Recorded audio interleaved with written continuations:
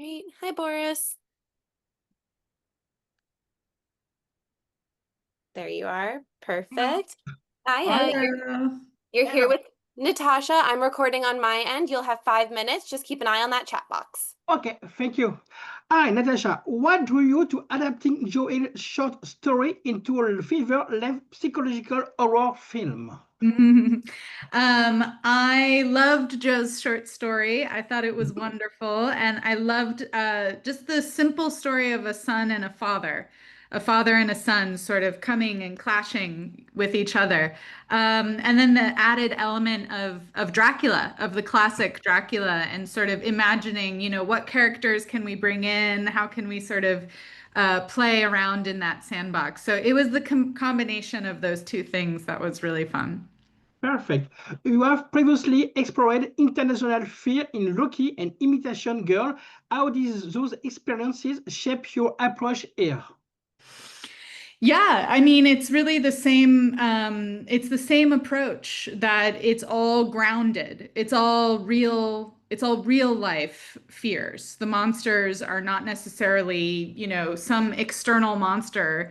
It all Yeah. comes from inside. It all comes from our minds. And it was the same with this, of taking it from their perspective, of their view on the world, and then bringing the horror from there. The film is rich with restaurant create dread instead of jump scares. How did you find the balance between subtle horror and emotional intensity? That's a really good question. I think it always has to come from the drama. Yeah. As long as the jump scare or the quick horror comes from what's happening in the scene, it will work.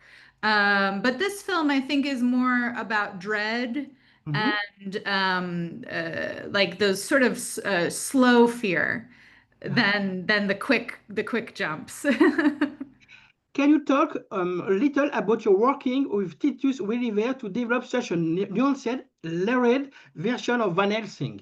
hmm yeah, Titus Welliver is incredible. Obviously, very experienced. I also loved, everybody loves him as Bosch, but I remember him from Deadwood, the Yeah, of show course. Deadwood, which is sort of in a similar world as our Mhm. film. So Yeah. we talked quite a bit about his experience on Deadwood and sort of being in that time period.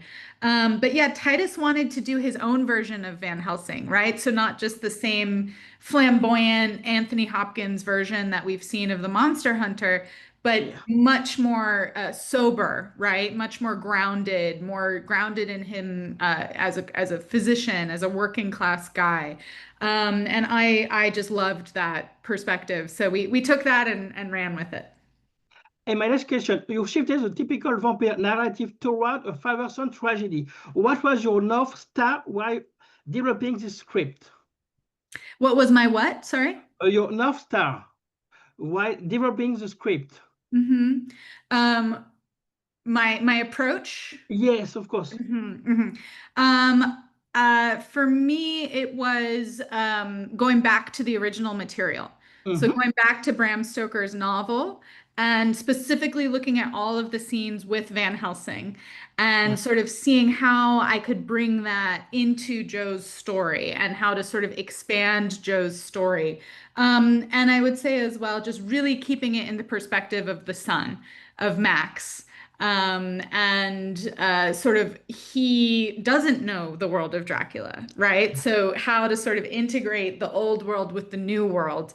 That was really, I think, where we started. Yeah, if that makes sense. I don't know if you have time for a last question. What was the biggest challenge in adapting a short story into a full feature without losing its emotional core? Mm-hmm. Um, yeah, I mean, the challenge is just when you've gone too far. You Yeah. just have to make sure that you don't get so big that now you've lost, like you said, the emotional core. I always knew that the short story was going to be somewhere in the middle of our movie. So for me, it was like placing that in the middle and then going backwards and then going forwards a little bit and making sure it didn't get too crazy, out of Yeah. control. Perfect. Thank you, Natasha. Have a good day. Bye Thank you bye. so much. Bye.